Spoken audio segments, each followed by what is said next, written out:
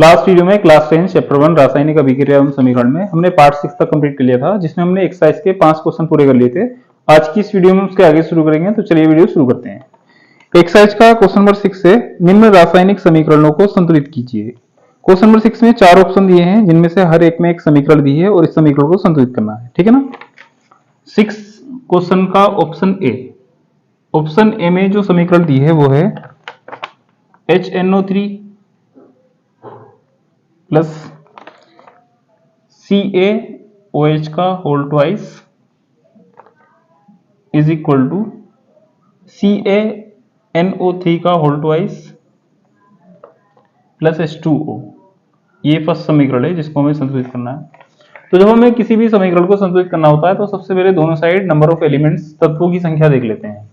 जैसे कि यहाँ पर H कितने हैं, 1, एक H यहाँ पर है और यहाँ पर टोटल 2 H हैं, तो यहाँ पर 2 H है, यहाँ पर एक H है, तो टोटल 3 H है। जबकि इस साइड में H कितने हैं, 2, जबकि यहाँ पर 3 H है। तो सबसे पहले ऐसा करेंगे, जो ये H है ना, इसको हम 2H बना लेंगे, 2H। तो ऐसा करने से यहाँ पर 2 हाइड्रोजन हो गए हैं और 2 हाइड्रोजन यहाँ पर हैं, तो टोटल हाइड्रोजन हो गए हैं 4। लेकिन अगर उस साइड की बात करें तो यहाँ पर कितने हाइड्रोजन है, यहाँ पर जो हाइड्रोजन है वो है 2, तो यहाँ पर भी 2 से मल्टीप्लाई कर देंगे, तो अब यहाँ पर भी हाइड्रोजन हो गए हैं 4, 2 दूनी 4। ठीक है ना। तो हाइड्रोजन तो दोनों साइड बराबर है। अब देख लेते हैं नाइट्रोजन। तो नाइट्रोजन यहाँ पर कितने हैं, 2, जबकि वहां पर भी नाइट्रोजन कितने हैं, 2, क्योंकि होल ट्वाइस है इसलिए 2 नाइट्रोजन है।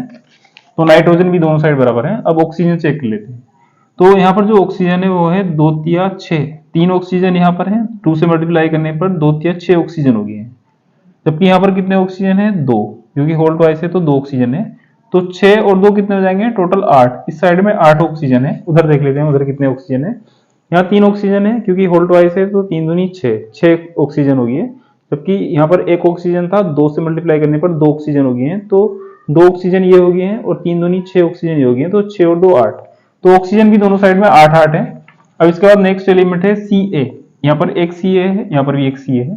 तो इस तरह से ना इस समीकरण के दोनों साइड में अभिकारक और उत्पाद में तत्वों की जो संख्या है बराबर है, तो इसलिए अब ये संतुलित हो गई है। ठीक है ना। ऑप्शन बी है NaOH plus H2SO4 is equal to Na2SO4 plus H2O। ठीक है। तो देख लेते हैं इसमें क्या क्या बराबर नहीं है। यहाँ पर एक Na है, जबकि यहाँ पर 2 Na है। तो Na को 2 बनाने के लिए यहाँ पर हम पहले 2 से मल्टीप्लाई कर लेंगे। तो अब यहाँ पर भी कितने Na हो गए हैं, 2 Na। तो 2 Na और यहाँ पर भी 2 Na। ठीक है ना। अब ऑक्सीजन देख लेते हैं। यहाँ पर कितने ऑक्सीजन है, यहाँ पर ऑक्सीजन है 2, जबकि वहां पर कितने ऑक्सीजन है, वहां पर ऑक्सीजन है 1। तो ऑक्सीजन को 2 बनाने के लिए यहाँ पर हम 2 से मल्टीप्लाई कर देते हैं, 2 से, क्योंकि यहाँ पर ऑक्सीजन कितने हो गए, 2, और यहाँ पर भी ऑक्सीजन कितने हैं, 2। ठीक है।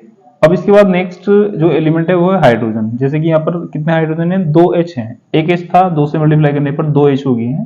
जबकि यहाँ पर भी कितने H हैं, 2 H।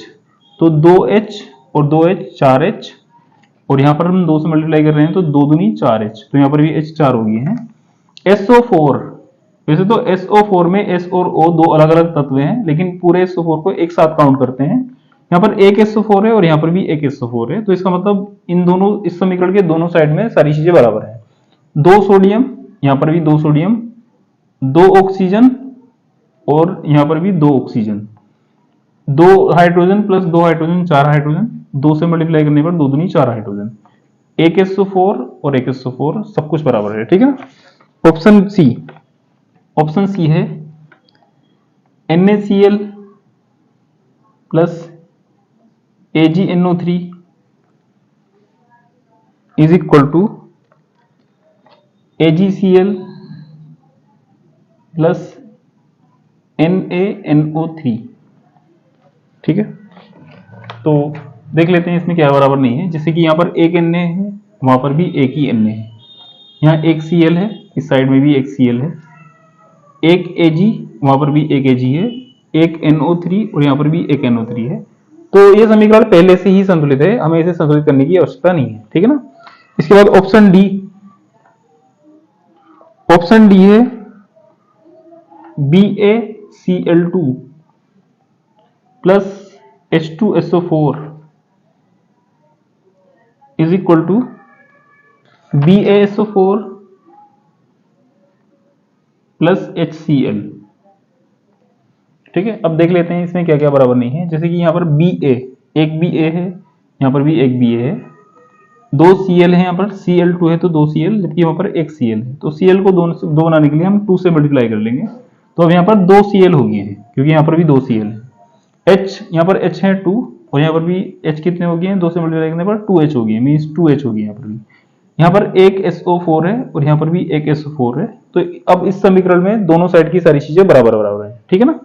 नेक्स्ट, इसके बाद आगे क्वेश्चन नंबर 7 है, निम्न अभिक्रियाओं के लिए संतुलित रासायनिक समीकरण लिखिए। क्वेश्चन नंबर 7 में 4 ऑप्शन है और हमें इन सभी ऑप्शन में संतुलित रासायनिक समीकरण लिखनी है। ठीक है ना।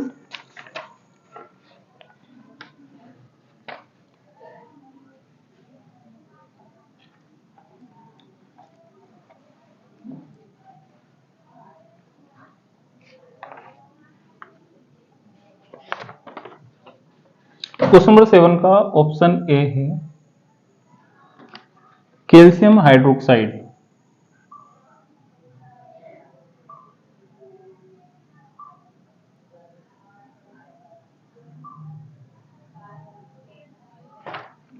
Calcium hydroxide plus carbon dioxide.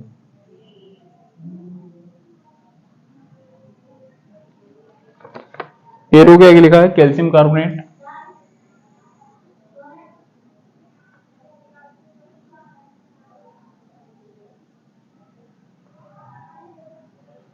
Calcium carbonate plus जल,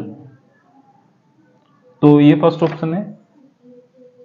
अब हम इसको प्रतीक रूप में लिखेंगे, जैसे कि पहले लिखा है कैल्शियम हाइड्रोक्साइड, तो कैल्शियम का प्रतीक होता है Ca और इसकी संयोजकता है +2, जबकि हाइड्रोक्साइड होता है OH और इसकी संयोजकता होती है -1। ठीक है ना।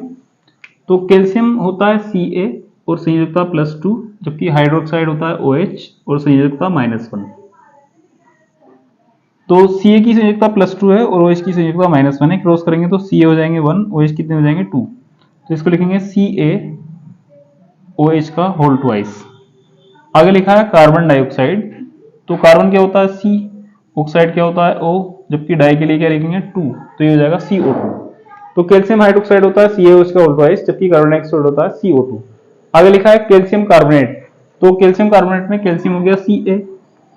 अगर बात करें कार्बोनेट की, तो कार्बोनेट होता है CO3 और इसकी संयोजकता होती है 2 मीन्स -2, तो कैल्शियम की संयोजकता +2, जबकि जो कार्बोनेट जुड़ा है इसमें उसकी संयोजकता -2। दो और दो दोनों को 2 से डिवाइड कर सकते हैं, तो 2 से 2 को भाग जाएगी एक बार +1 और 2 से 2 को एक बार भाग जाएगी -1, क्रॉस करेंगे तो Ca हो जाएंगे 1 और CO3 भी कितने हो जाएंगे 1, तो ये आ जाएगा CaCO3। प्लस लिखा है जल, जल का फॉर्मूला होता है H2O। अब हम इसको संतुलित करेंगे, तो संतुलित करने के लिए पहले दोनों साइड देख लेते हैं कि कौन कौन सी चीजें बराबर नहीं है। जैसे कि यहाँ पर एक कैल्शियम है, यहाँ पर भी एक ही कैल्शियम है, यहाँ एक कार्बन है, यहाँ पर भी एक कार्बन है। अब बात कर लेते हैं ऑक्सीजन की, तो यहाँ पर 2 ऑक्सीजन है और 2 ऑक्सीजन यहाँ पर है, तो कितने ऑक्सीजन हो गए 4, जबकि यहाँ पर 3 ऑक्सीजन है और एक ऑक्सीजन यहाँ पर भी है, तो टोटल ऑक्सीजन 4। हाइड्रोजन कितने हैं, H2 है, यहाँ पर भी H कितने हैं 2 हैं, तो इस तरह से ये जो ना पहले से ही संतुलित है। ठीक है ना।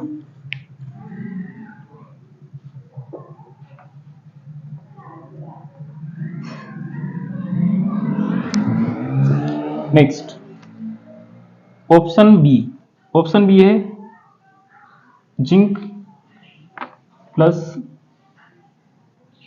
Silver nitrate is equal to zinc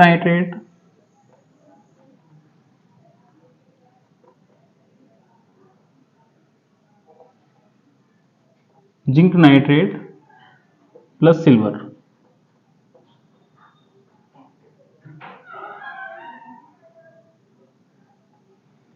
तो पहले लिखा है जिंक, और जिंक का प्रतीक क्या होता है Zn, तो जिंक के लिए लिखेंगे Zn। आगे लिखा है सिल्वर नाइट्रेट, तो सिल्वर का प्रतीक होता है Ag, जबकि नाइट्रेट का प्रतीक होता है NO3। Ag की जो संयुक्ता होती है वो होती है +1, जबकि NO3 की संयुक्ता होती है -1। तो सिल्वर नाइट्रेट में सिल्वर हो गया Ag संयुक्ता +1 और नाइट्रेट हो गया NO3 संयुक्ता -1। तो Ag की मल्टीप्लाई 1 में करेंगे Ag और NO3 की मल्टीप्लाई 1 में करेंगे NO3।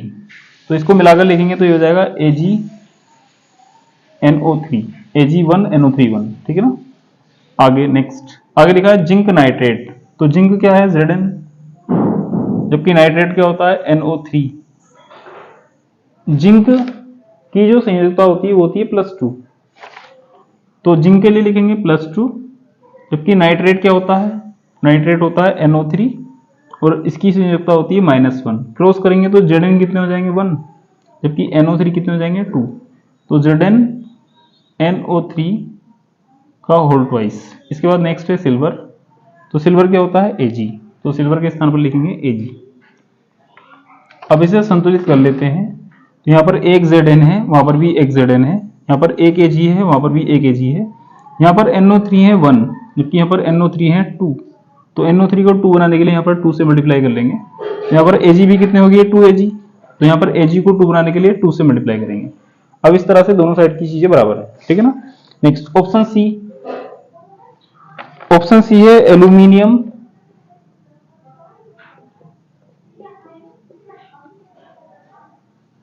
Aluminium plus copper chloride.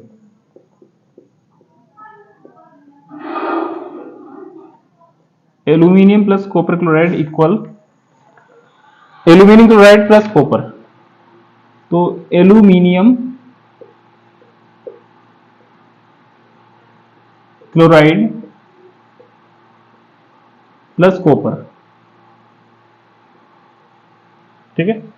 तो पहले लिखा है एल्यूमिनियम, एल्यूमिनियम का प्रतीक होता है Al, तो जहां पर एल्यूमिनियम है वहां पर लिखेंगे Al plus copper chloride. Copper क्या होता है, तो कॉपर होता है Cu, इसकी संयुक्ता होती है +2, जबकि क्लोराइड जो है वो क्लोरीन है और क्लोरीन की संयुक्ता होती है -1, ठीक है ना। तो कॉपर क्लोराइड में कॉपर हो गया Cu जिसकी संयुक्ता है +2, जबकि क्लोराइड है Cl जिसकी संयुक्ता है -1। क्रॉस करेंगे तो देखते हैं क्या हो जाएगा, Cu कितने हो जाएंगे 1, जबकि Cl कितने हो जाएंगे 2। तो ये हो जाएगा CuCl2 is equal to aluminium chloride. Aluminium क्या है Al और इसकी संयुक्ता कितनी है +3, जबकि क्लोराइड क्या है Cl और इसकी संयुक्ता कितनी है -1। तो एल्यूमिनियम में होता है वो होता है Al जिसकी संयुक्ता होती है +3, जबकि क्लोराइड क्या होता है Cl और इसकी संयुक्ता होती है -1। Al 1 हो जाएंगे और Cl कितने हो जाएंगे 3, तो यहाँ पर लिखेंगे AlCl3। फिर उसके आगे लिखा है कॉपर, कॉपर क्या होता है Cu, तो इसको लिखेंगे Cu, ठीक है। अब दोनों साइड की चीजें देख लेते हैं बराबर है या नहीं है। यहाँ पर एक Al है, वहां पर भी एक Al है, यहाँ पर एक Cu है, वहां पर भी एक Cu है। लेकिन अगर Cl की बात करें तो Cl थोड़ा अलग है, यहाँ पर 2 Cl है, वहां पर 3 Cl है। तो जब एक साइड में 2 और एक साइड में 3 होते हैं ना, तो 3 वाले को तो 2 से मल्टीप्लाई करते हैं, जबकि 2 वाले को 3 से मल्टीप्लाई कर देते हैं। तो इस तरह से यहाँ पर ये हो गए 3 दूनी 6 और यहाँ पर हो गए 2 तिया 6, तो दोनों साइड के Cl बराबर हो गए। लेकिन अब Cu कितने हो गए यहाँ पर 3, यहाँ पर 3 से मल्टीप्लाई कर लेंगे, और यहाँ पर Al भी कितने हो गए 2, तो यहाँ पर 2 से मल्टीप्लाई कर लेंगे, ठीक है ना।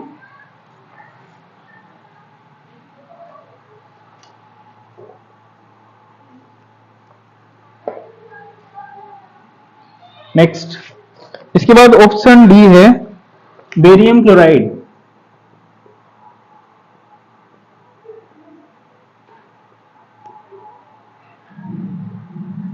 Plus potassium sulphate.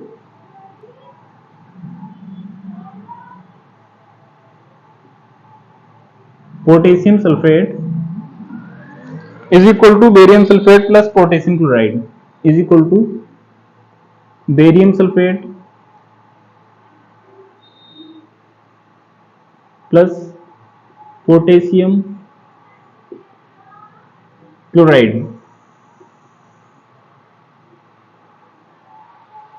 तो पहले लिखा है बेरियम क्लोराइड, तो बेरियम क्या होता है Ba और Ba की संयुक्ता होती है +2, जबकि क्लोराइड होता है Cl और इसकी संयोजकता होती है -1। तो बेरियम के लिए लिखेंगे Ba संयोजकता +2, क्लोराइड के लिए लिखेंगे Cl संयोजकता -1। क्रॉस करेंगे तो Ba 1 हो जाएंगे और Cl 2 हो जाएंगे। तो ये हो जाएगा Ba Cl2 plus potassium sulphate, potassium, तो पोटेशियम क्या होता है K और इसका की संयोजकता है +1, जबकि सल्फेट होता है SO4 और इसकी संयोजकता होती है -2, ठीक है ना। तो पोटेशियम तो हो गया K, संयोजकता +1, सल्फेट हो गया SO4 और संयोजकता -2, क्रॉस करेंगे तो K कितने जाएंगे 2, जबकि SO4 कितने आएंगे 1। यहाँ पर लिखेंगे K2SO4, एरो आगे लिखा बेरियम सल्फेट, तो बेरियम होता है Ba, जबकि सल्फेट होता है SO4, बेरियम की संयोजकता +2 और सल्फेट की संयोजकता -2, दोनों को 2 से डिवाइड कर सकते हैं, तो 2 एकम 2 और 2 एकम 2, Ba कितने हो जाएंगे 1 और SO4 भी कितने हो जाएंगे 1, तो ये हो जाएगा BaSO4। नेक्स्ट आगे लिखा है पोटेशियम क्लोराइड, तो पोटेशियम क्या होता है K, जबकि क्लोराइड होता है Cl, potassium +1 chloride -1, potassium K chloride Cl, potassium +1 chloride -1, cross करेंगे तो K कितने हो जाएंगे 1 और Cl भी कितने हो जाएंगे 1, तो ये जाएगा KCl। तो अगर दोनों साइड की अगर कंपेयर करते हैं तो एक साइड में यहाँ पर Ba कितने हैं 1, उस साइड में Ba कितने हैं 1, यहाँ पर Cl कितने हैं 2, वहां पर Cl कितने हैं 1।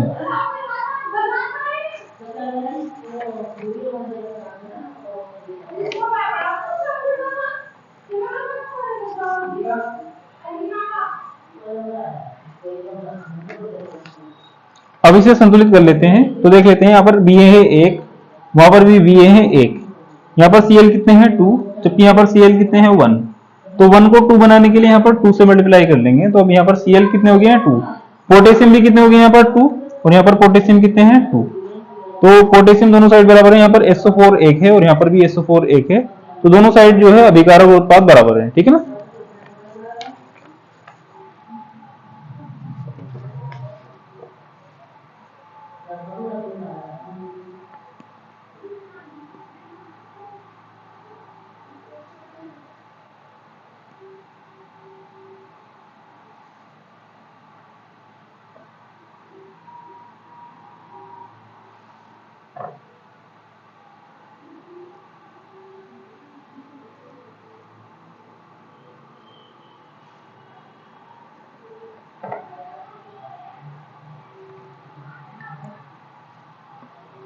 इसके बाद क्वेश्चन नंबर 8 है, निम्न अभिक्रियाओं के लिए संतुलित रासायनिक समीकरण लिखिए एवं प्रत्येक अभिक्रिया का प्रकार बताइए। क्वेश्चन नंबर 8 में टोटल 4 ऑप्शन है, इसमें जो है मैं पहले इन अभिक्रियाओं के लिए संतुलित रासायनिक समीकरण लिखना है और फिर उसका प्रकार बताना है, ठीक है ना। तो क्वेश्चन नंबर 8 का ऑप्शन ए है potassium bromide,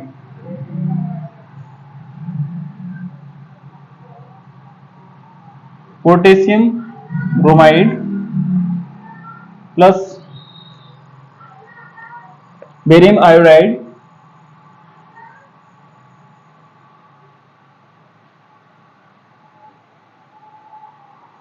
is equal to potassium iodide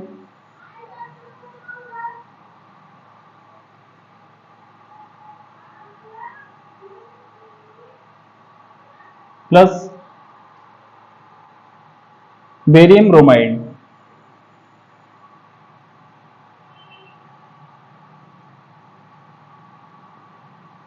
ठीक है, तो फिर इससे पहले हमें इस समीकरण को जो है इसके लिए समीकरण लिखनी है, तो पहले जो हमें इसके लिए समीकरण लिखनी है फिर उसका प्रकार बताना है कि वो किस प्रकार की अभिक्रिया की समीकरण है, ठीक है ना। तो पहले लिखा है पोटेशियम ब्रोमाइड, पोटेशियम होता है K, संयोजकता +1, जबकि ब्रोमाइड जो होता है वो होता है Br और संयोजकता कितनी होती है -1। तो पोटेशियम के लिए लिखेंगे K, संयोजकता +1, ब्रोमाइड होता है Br और संयोजकता -1, क्रॉस करेंगे तो K कितने हो जाएंगे 1 और Br भी कितने हो जाएंगे 1, यहाँ पर इसे लिखेंगे KBr प्लस बेरियम आयोडाइड, तो बेरियम क्या होता है, बेरियम होता है Ba और इसकी संयोजकता कितनी है +2, जबकि आयोडाइड होता है I और संयोजकता होती है -1। तो बेरियम जो है वो है Ba, संयोजकता +2, आयोडाइड होता है I, संयोजकता -1, क्रॉस करेंगे तो Ba कितने हो जाएंगे 1 और I कितने हो जाएंगे 2, तो ये हो जाएगा BaI2 is equal to potassium iodide, potassium K संयोजकता +1, आयोडाइड I संयोजकता -1, क्लोज करेंगे तो के कितने हो जाएंगे 1 और आई भी कितने हो जाएंगे 1, तो ये हो जाएगा के आई प्लस साइन बेरियम ब्रोमाइड, तो बेरियम की संयोजकता +2 जबकि ब्रोमाइड की संयोजकता -1, यहाँ पर लिखेंगे Br-1, तो Ba कितने हो जाएंगे 1 और Br कितने मिल जाएंगे 2, तो ये हो जाएगा Ba Br2। अब इसको संतुलित कर लेते हैं, जैसे कि यहाँ पर एक पोटेशियम है, वहां पर भी एक पोटेशियम है, एक Br जबकि यहाँ पर 2 Br, तो Br को 2 बनाने के लिए यहाँ पर 2 से मल्टीप्लाई कर लेंगे, लेकिन अब यहाँ पर पोटेशियम कितने हो गए हैं 2, तो यहाँ पर भी पोटेशियम 2 कर लेते हैं 2 से मल्टीप्लाई करके, लेकिन इसके साथ साथ आयोडीन यहाँ पर 2 हो गए हैं, तो यहाँ पर पहले से आयोडीन 2 है, बेरियम 1 है और यहाँ पर भी बेरियम 1 है। इस तरह से ये समीकरण संतुलित है। तो पहले तो हमें संतुलित रासायनिक समीकरण लिखनी है और फिर हमें उसका प्रकार बताना है। तो अब देख लेते हैं ये किस प्रकार की अभिक्रिया का समीकरण है। तो 4 प्रकार की रासायनिक अभिक्रिया होती है, संयोजन अभिक्रिया, वियोजन अभिक्रिया, विस्थापन और द्विविस्थापन अभिक्रिया, ठीक है ना। तो हमें बताना है कि इनमें से कौन से प्रकार की अभिक्रिया है। तो अगर बात करें इस अभिक्रिया की, तो इस अभिक्रिया में ये एक यौगिक है और ये एक यौगिक है, इस यौगिक और इस यौगिक के बीच आयनों का आदान प्रदान हो रहा है, मतलब हम ये कह सकते हैं कि इसमें 2 बार विस्थापन हो रहा है, तो इसलिए ये एक द्विविस्थापन अभिक्रिया है, ठीक है ना। तो ये जो अभिक्रिया है ये एक द्विविस्थापन अभिक्रिया है, द्विविस्थापन अभिक्रिया।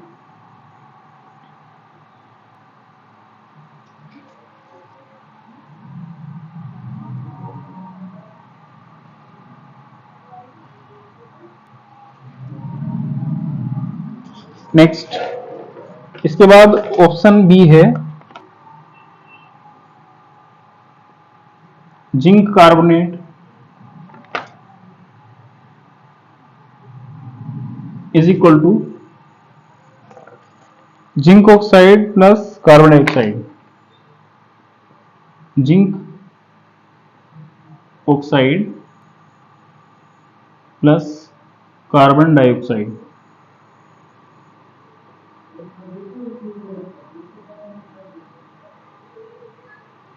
तो पहला जो है वो है जिंक कार्बोनेट। तो जिंक का प्रतीक क्या होता है Zn और इसकी संयोजकता +2, जबकि कार्बोनेट होता है CO3 और संयोजकता -2। तो जिंक जो होता है वो होता है Zn, संयोजकता +2, कार्बोनेट होता है CO3 और संयोजकता -2। दोनों को 2 से डिवाइड कर लेंगे तो 2 × 2 और 2 × 2, तो Zn कितने हो जाएंगे 1 और CO3 भी कितने हो जाएंगे 1, तो ये हो जाएगा Zn CO3 is equal to zinc oxide.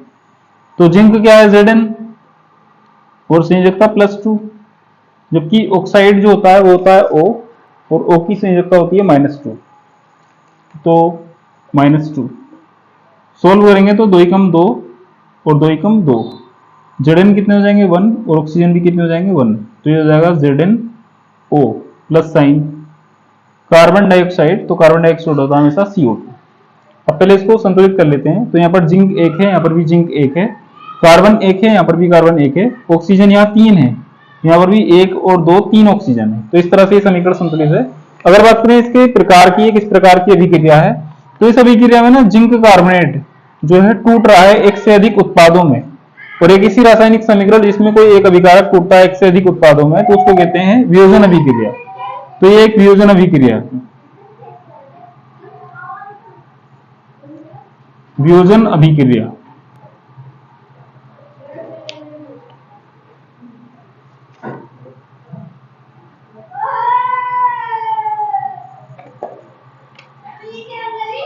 Next, इसके बाद ऑप्शन सी है hydrogen plus chlorine is equal to hydrogen chloride, hydrogen chloride. तो हाइड्रोजन जो होता है वो होता है H2, जबकि क्लोरीन क्या होता है Cl2, हाइड्रोजन क्लोराइड। तो हाइड्रोजन का प्रतीक H, संयोजकता +1, जबकि क्लोराइड क्या होता है Cl और संयोजकता -1। तो हाइड्रोजन के लिए लिखेंगे H, क्लोराइड के लिए लिखेंगे Cl, +1 -1 क्रॉस करेंगे तो H1 और Cl भी 1 मींस HCl हो जाएगा। अब इसको संतुलित कर लेते हैं, जैसे कि यहाँ पर 2H है जबकि यहाँ पर 1H है, तो यहाँ पर 2 से मल्टीप्लाई और 2 से मल्टीप्लाई करते ही Cl भी कितने हो गया 2, क्योंकि यहाँ पर भी 2 Cl है। तो इस तरह से ये समीकरण संतुलित है। अगर बात करें अभिक्रिया के प्रकार की, तो एक से अधिक अभिकारक संयोजित होकर एक उत्पाद बना रहे हैं और एक ऐसी रासायनिक अभिक्रिया कहलाती है संयोजन अभिक्रिया। तो ये संयोजन अभिक्रिया का उदाहरण है, संयोजन अभिक्रिया। इसके बाद ऑप्शन डी है क्वेश्चन नंबर 8 का। ऑप्शन डी, मैग्नीशियम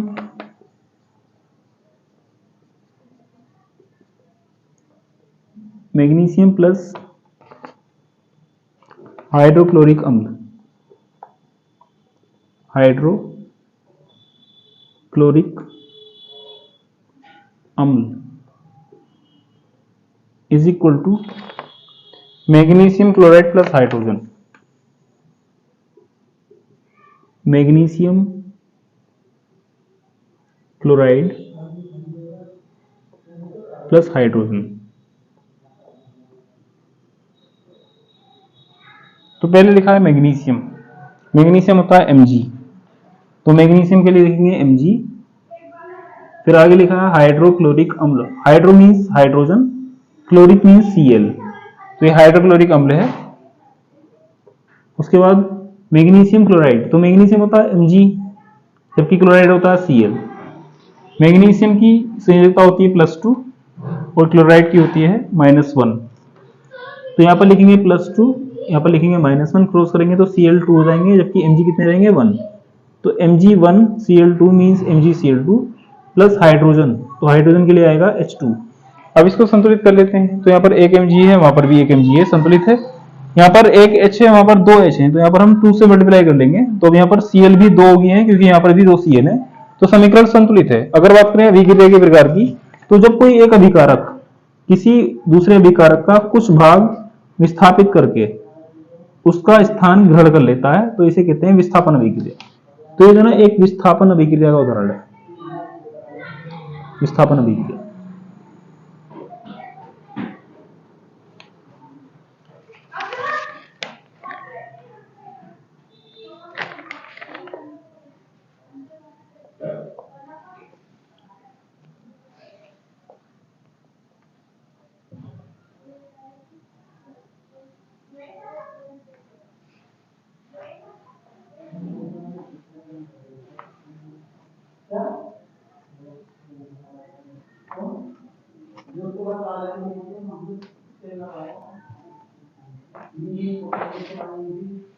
इसके बाद क्वेश्चन नंबर 9 है, ऊष्माक्षेपी एवं ऊष्माशोषी अभिक्रिया का क्या अर्थ है, उदाहरण दीजिए। तो हमें इसमें बताना है कि ऊष्माक्षेपी अभिक्रिया क्या होती है और ऊष्माशोषी अभिक्रिया क्या होती है। तो हम ये चैप्टर के बीच में कर चुके हैं, ऊष्माक्षेपी अभिक्रिया और ऊष्माशोषी अभिक्रिया, तो इसको हम दोबारा से नहीं करेंगे। इसके बाद आगे क्वेश्चन नंबर 10 है, श्वेसन को ऊष्माक्षेपी अभिक्रिया क्यों कहते हैं, वर्णन कीजिए। तो इसमें बताना है कि श्वेसन जो होता है उसे ऊष्माक्षेपी अभिक्रिया क्यों कहते हैं, श्वेसन। तो पहले बात कर लेते हैं श्वेसन की, श्वेसन क्या होता है। अगर बात करें श्वेसन की, तो श्वेसन का मीनिंग होता है सांस लेने की प्रक्रिया। जब हम सांस लेते हैं तो सांस में हम ऑक्सीजन गैस लेते हैं जो भोजन के ग्लूकोज से अभिक्रिया करती है और भोजन के ग्लूकोज से अभिक्रिया करके CO2 H2O और ऊर्जा बनाती है। जब सांस में ली गई ऑक्सीजन भोजन के ग्लूकोज से अभिक्रिया करती है तो कार्बन डाइऑक्साइड, जल और ऊर्जा उत्पन्न करती है। इस प्रक्रिया को कहते हैं श्वेसन। श्वेसन की प्रक्रिया में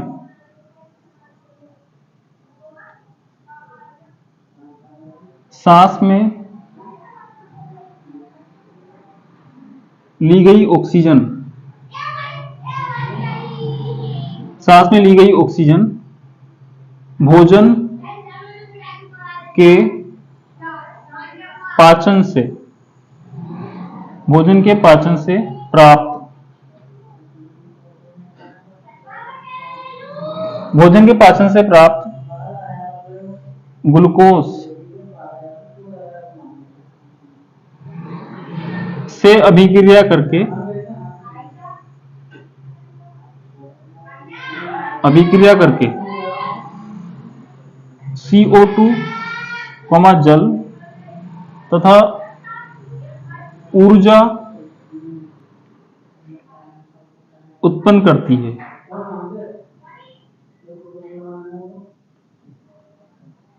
मतलब भोजन से जो सांस में ली गई ऑक्सीजन होती है ना O2, वो भोजन के ग्लूकोज से भी क्रिया करती है। ग्लूकोज का फॉर्मूला होता है C6H12O6, ये है ग्लूकोज।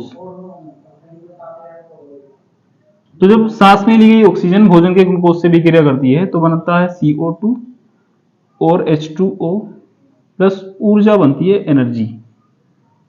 और ये जो ऊर्जा है ना, ये ऊष्मा के रूप में हमें प्राप्त होती है, जिसकी वजह से हमारी बॉडी जो है गर्म महसूस होती है। ठीक है ना। C6H12O6 जो कि ग्लूकोज है, जब ये ऑक्सीजन से विक्रिया करता है तो CO2 और H2O बनाता है। तो पहले हम इस समीकरण को संतुलित कर लेते हैं, क्योंकि यहाँ पर 6 कार्बन है तो यहाँ पर हम कार्बन को 6 से मल्टीप्लाई कर लेंगे। क्योंकि यहाँ पर 12 हाइड्रोजन है तो 2 हाइड्रोजन को 12 हाइड्रोजन बनाने के लिए 6 से मल्टीप्लाई कर लेंगे। तो अब ऑक्सीजन देख लेते हैं कितने हो गए हैं। यहाँ पर 2 ऑक्सीजन थे, 6 से गुणा करने के बाद 6 दूनी 12 ऑक्सीजन, जबकि ये है 6 ऑक्सीजन। 12 ऑक्सीजन और 6 ऑक्सीजन 18 ऑक्सीजन, जबकि यहाँ पर सिर्फ 6 ऑक्सीजन है। तो हम इस वाले ऑक्सीजन को 6 से गुणा करके 6 दूनी 12 ऑक्सीजन बनाएंगे, क्योंकि 12 और 6 यहाँ पर भी 18 ऑक्सीजन बनाएंगे। तो इस तरह से ये समीकरण संतुलित है। लेकिन हमें इस समीकरण को सिर्फ संतुलित नहीं करना, इसमें हमें ये बताना है कि श्वेसन को ऊष्माक्षेपीय अभिक्रिया क्यों कहते हैं। तो बात कर लेते हैं ऊष्माक्षेपीय अभिक्रिया की। ऊष्माक्षेपी अभिक्रिया एक ऐसी अभिक्रिया होती है जिसमें ऊष्मा उत्पन्न होती है, क्योंकि श्वसन की प्रक्रिया में भी ऊर्जा उत्पन्न होती है। तो ये जो है एक ऊष्माक्षेपी अभिक्रिया है। ठीक है ना। क्योंकि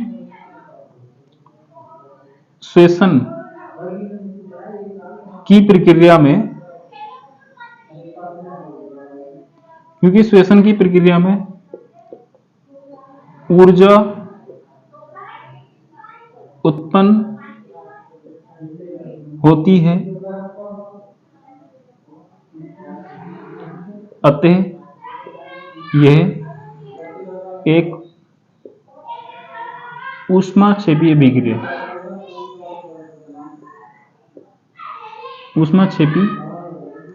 अभिक्रिया है।